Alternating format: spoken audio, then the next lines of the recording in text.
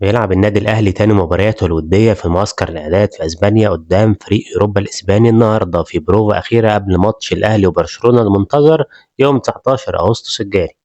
بإذن الله الماتش هيبدأ الساعة 6:45 دقيقة مساء بتوقيت مصر والسعودية والعراق والأردن وقطر، الساعة 4:45 بتوقيت المغرب وتونس والجزائر، الساعة 7:45 دقيقة بتوقيت الإمارات العربية المتحدة. وهيتلعب الماتش على ملعب سيف بوسك دي توسكا في إسبانيا.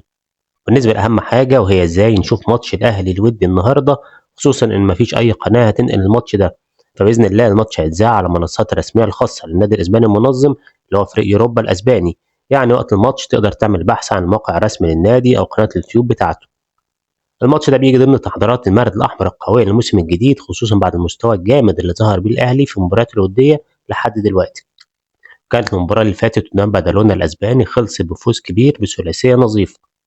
ولو حد ما يعرفش اللي حصل في الماتش اللي فات، الشوط الاول خلص تعادل سلبي بعد ما المهاجم الجديد سفيان بن جديده ضيع ضربه جزاء.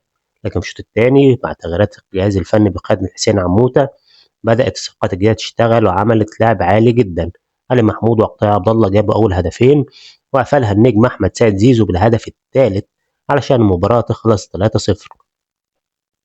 دلوقتي الاهلي بيستعد لمواجهه النهارده بكل قوه وكل تصميم وتركيز عشان الجهاز الفني يطمن على العناصر البدنيه والفنيه قبل ما الفريق يرجع للقاهره لبدايه الموسم الكروي الاهلي. متنساش تشترك في القناه وتعمل لايك للفيديو عشان يوصلك كل جديد.